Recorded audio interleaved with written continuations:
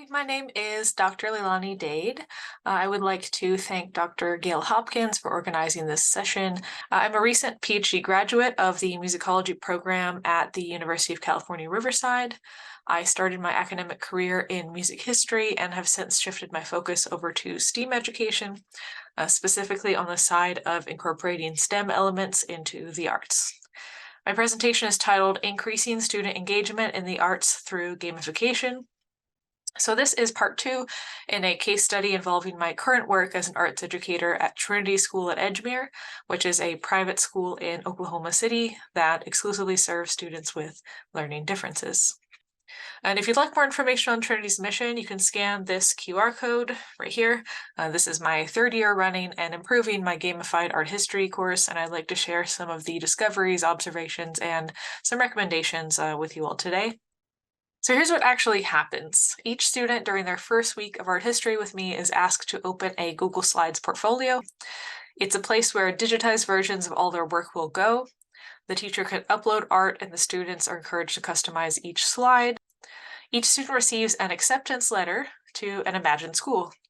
In this case, I chose to call it Trinity Town University based on the name of our school, but you can call it whatever you want.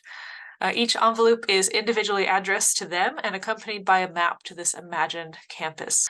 So while the art school simulator game is running, students are completing required projects that pertain to art history concepts and also nationally recognized arts standards. Though the projects are required, participation in the game is voluntary and has no impact on a student's grade.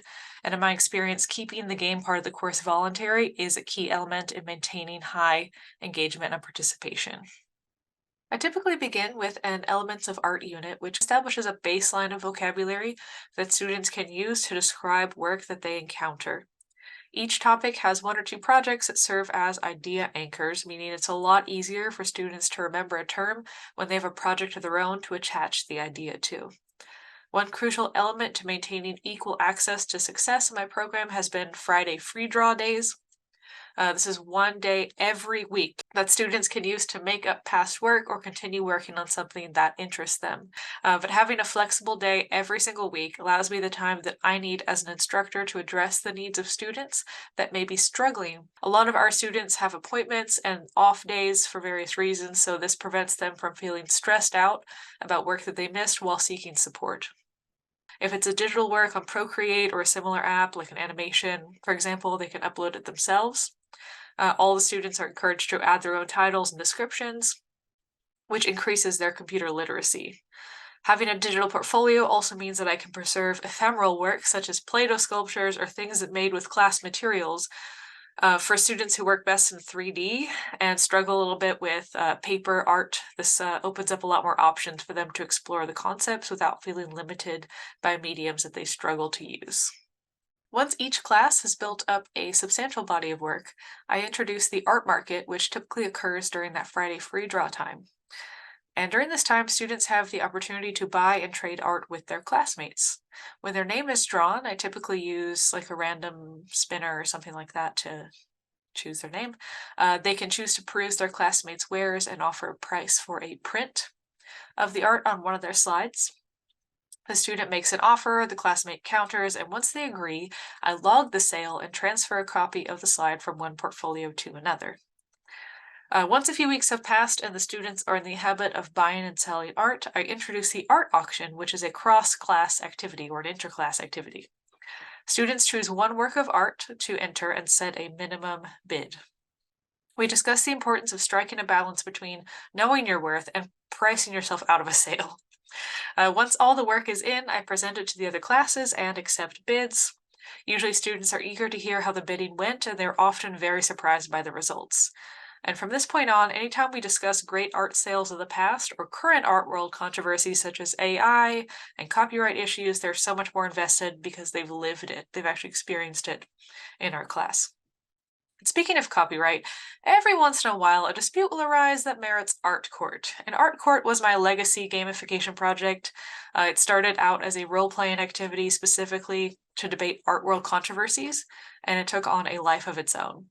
I got to the point of students hiring lawyers with their art market money and writing letters to each other regarding bad bids. And even though it was kind of intense at certain times, it stayed surprisingly fun and lighthearted. My students became kind of obsessed with this, and it was very popular, almost too popular at times. And I think it was beneficial to hash out these kinds of conflicts in a controlled environment.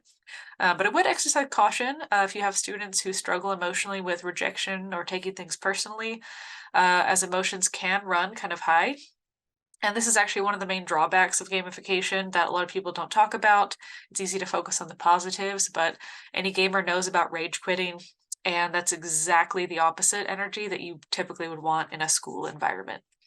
Every other week or so, I make a choose your own adventure slide deck for them, which gives them an option to make choices at their work study or wherever they are in the game.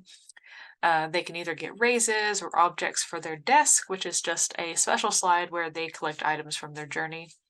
And this is a bit of a spoiler, but I think by the time this video goes out, they'll already have had this happen. So I plan for them to go back in time here in a couple weeks and navigate their way through real events from art history as a way of covering all the key time periods while also making it memorable and fun for them.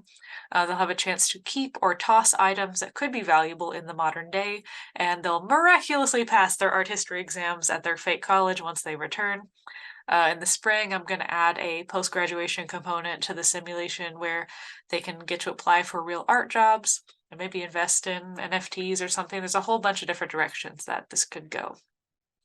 So let's talk about measures of success. In my abstract, I promised survey data, and to be fully transparent, I envisioned a future where my students would authentically fill out surveys, but that did not happen. My students take delight in skewing data, and it's what I get for encouraging them to be creative, I suppose. So instead, I prepared some other metrics of success since that one didn't really work out. The first measure of success for me as an educator is that there's been an exponential increase in class offerings for art history and really high demand based on parent feedback, especially. I had one class my first year, two my second year, and now I have four classes. So the demand for art history, which is typically not the most popular for such young age groups, has turned out to be very high.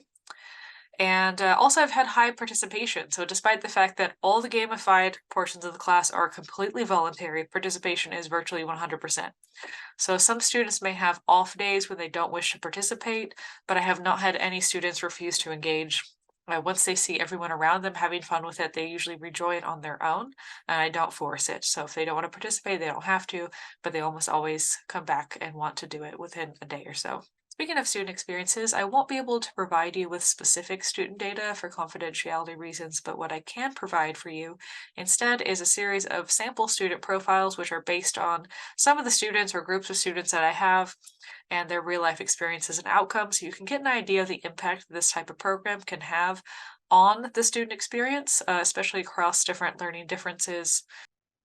All right, so let's take a look at student A. So student A is high activity, possibly ADHD. About 60% of my students have ADHD, so even when I haven't seen all the paperwork for each of the students in my classes, I just plan for it. Perhaps not the most technically proficient at any one medium due to their attention and focus issues, and possibly won't sit down for hours to draw or paint. This student might think that they're bad at art. You may even hear them say that themselves. One of the inclusion strategies that I would employ for this type of student is to emphasize effort over technique. I tend to set the bar really high on effort, but I am not too strict on how they solve the problems. I try to praise their out-of-the-box ideas when they work and remind them that repeated failure is how we solve things. So the stack of work that they think is bad is just part of the process.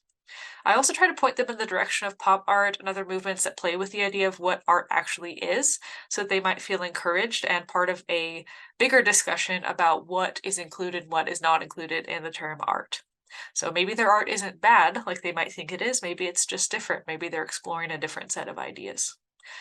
Typical outcomes for the student going through this sort of gamified approach, especially with the art markets, is they may be shocked at how well they do in the art market despite their lack of technique. So sometimes these very simple drawings are the ones that are the most popular.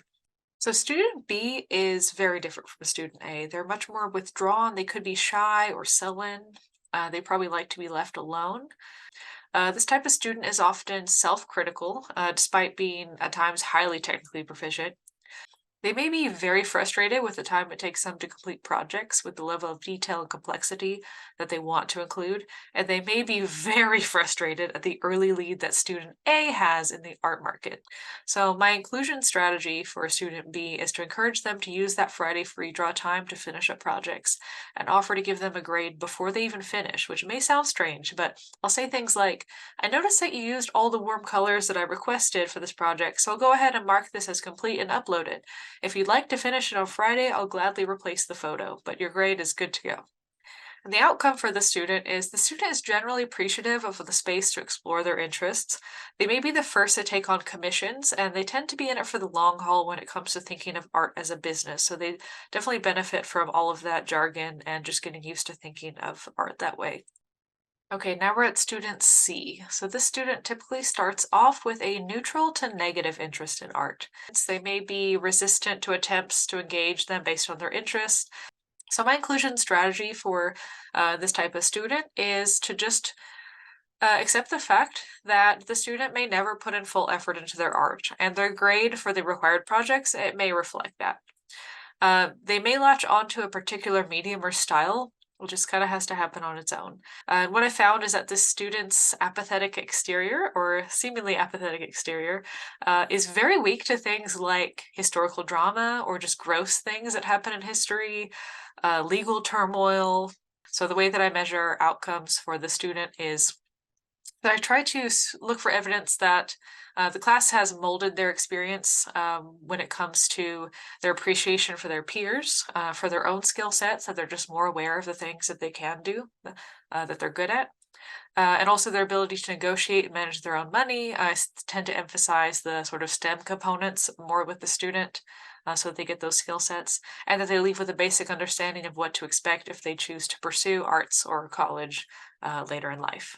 So what I found is that gamification drastically increases engagement. It creates opportunities for inclusion and visibility for students who struggle socially, and it makes incorporating STEM elements into arts curriculum really easy.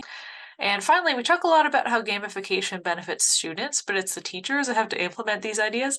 And for me, creating a cross-curricular infrastructure for this game was a lot of upfront effort.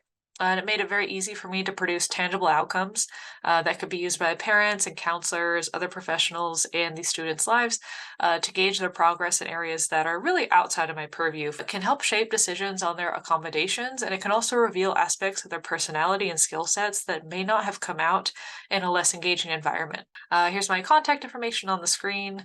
You can scan the code to go to my LinkedIn, or you can send me an email. Thank you all so much. Bye.